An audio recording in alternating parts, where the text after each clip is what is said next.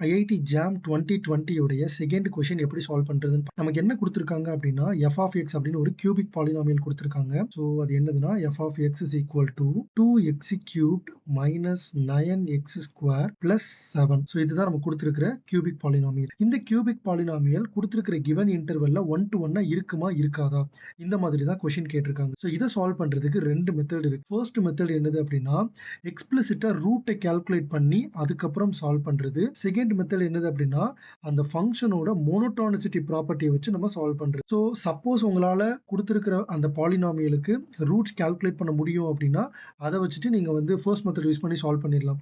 இல்ல கொடுத்திருக்கிற பாலினாமியல் கொஞ்சம் காம்ப்ளிகேட்டடா இருக்கு அப்படின்னா நீங்க வந்து மோனோடானிசிட்டி யூஸ் பண்ணி சால்வ் பண்ணலாம். ஸோ ஃபர்ஸ்ட் நம்ம வந்து ஒரு பாலினாமியலுக்கு இது வந்து ரூட் கிடையாது, ஜீரோஸ். ஏன்னா ஈக்குவேஷனுக்கு தான் நம்ம வந்து ரூட்ஸ்னு சொல்லுவோம், பாலினாமியலுக்கு ஜீரோஸ். ஸோ ஃபர்ஸ்ட் நம்ம வந்து எப்படி ஜீரோஸ் கால்குலேட் பண்ணி அதை வச்சு சால்வ் பண்றது அப்படின்னு பார்க்கலாம். ஸோ முதல்ல f of 1 அப்படிங்கிறது என்னதுன்னு பார்க்குறேன். f of 1 ஓட வேல்யூ என்னதுன்னா 2 negative 9 plus 7 which is equal to 0. So இதுல இருந்து எனக்கு என்ன தெரியுது அப்படின்னா 1 is one of the zero, right? So இப்போ நான் இந்த கியூபிக் பாலினாமியலுக்கு ஒரு ஜீரோவை கால்குலேட் பண்ணிட்டேன். இதே மாதிரியே ரிமைனிங் ரெண்டு ஜீரோ வேணும், ஏன்னா கியூபிக் பாலினாமியல்னால 3 ஜீரோஸ் இருக்கும். ஸோ ரிமைனிங் ரெண்டு ஜீரோ வந்து நான் கால்குலேட் பண்ணணும். நீங்க வந்து சிந்தட்டிக் டிவிஷன் யூஸ் பண்ணீங்க அப்படின்னா ரிமைனிங் ரெண்டு ஜீரோ வந்து 4.3 அதுக்கப்புறம் நெகட்டிவ் 0.81 அப்படின்னு கிடைக்கும். ஓகே, ஸோ உங்களுக்கு சிந்தட்டிக் டிவிஷன் எப்படி யூஸ் பண்றதுன்னு தெரியல அப்படின்னா கமெண்ட்ல கேளுங்க, நான் எப்படி சால்வ் பண்றதுன்னு சொல்லிட்டு ஒரு வீடியோ போடுறேன். ஸோ இப்போ நமக்கு வந்து 3 ஜீரோஸ்மே கிடைச்சிருச்சு, 4.3 1 நெகட்டிவ் 0.81 அப்படின்னு கிடைச்சிருச்சு. இப்போ நான் என்ன பண்ண போறேன், இது எல்லாத்தையுமே வந்து கிராஃபா பிளாட். நீங்க பார்த்துட்டு இருக்கிறது டிகே மேத் பிரப், நான் உங்கள் DK, mathematics student at IIT Madras. So இங்க எனக்கு நெகட்டிவ் 0.81 இருக்கும் அண்ட் இங்க எனக்கு 1 இருக்கும், இங்க வந்து 4.3 இருக்கும். ஸோ இதை நான் வந்து ஒரு கியூபிக் பாலினாமியல் ரஃபான ஒரு கிராஃபா பிளாட் பண்ணா சம்வாட் எனக்கு ஓகே. ஸோ இதுதான் என்னுடைய given f of x. Okay, so இப்போ நான் என்ன பண்ண போறேன், ஃபர்ஸ்ட் ஆப்ஷனை மட்டும் எடுத்து பாருங்க. நெகட்டிவ் 1,1 இந்த இன்டர்வெல்ல இந்த ஃபங்க்ஷன் 1 to 1 இருக்கான்னு கேட்டிருக்காங்க.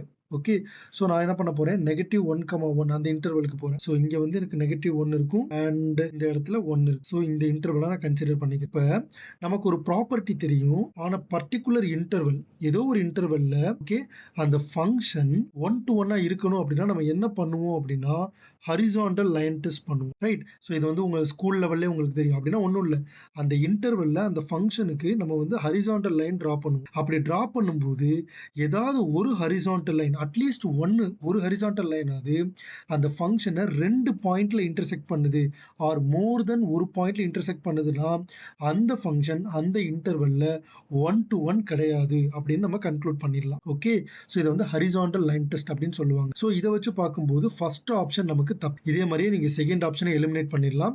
அண்ட் தேர்ட் ஆப்ஷன்ல நாட் 1 to 1 அப்படின்னு கொடுத்துருப்பாங்க.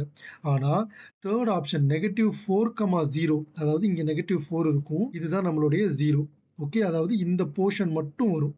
ஓகே, இந்த போர்ஷனுக்கு நீங்க வந்து ஹரிசாண்டல் லைன் டெஸ்ட் நீங்க எந்த லைன் நீங்க டிரா பண்ணாலும் சரி அட்மோஸ்ட் ஒரு பாயிண்ட்ல மட்டும் தான் உங்களுக்கு டச் ஆகும்.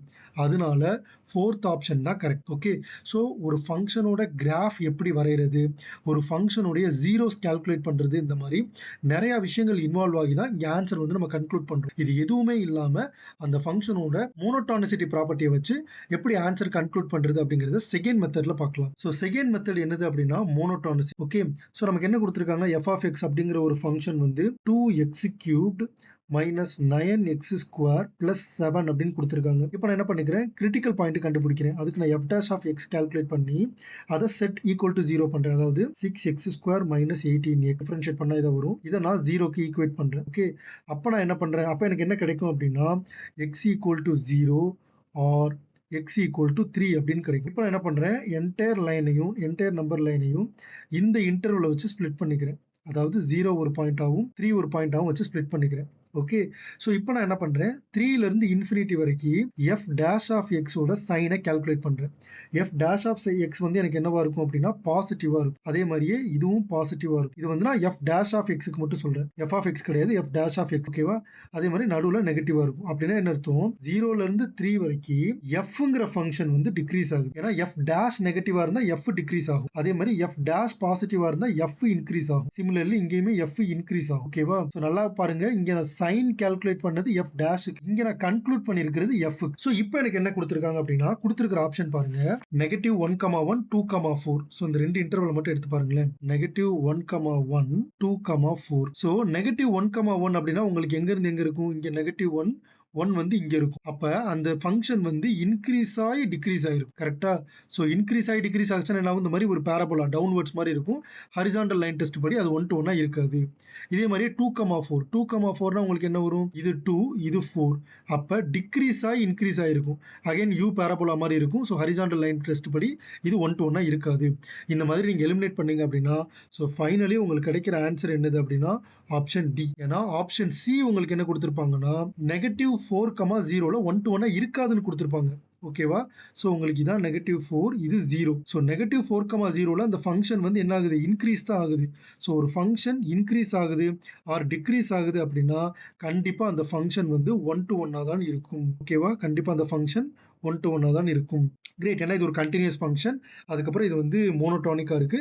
அதனால அது அதனால அந்த ஃபங்ஷன் வந்து நமக்கு வந்து 1 to 1 தான் இருக்கும். கிரேட். ஸோ அதனால ஆப்ஷன் சி வந்து wrong answer. Option D is the right answer. Thank you so much for வாட்சிங் திஸ் வீடியோ. வேற ஏதாவது டவுட்ஸ் இருந்துச்சு அப்படின்னா கமெண்ட் செக்ஷன்ல கேளுங்க.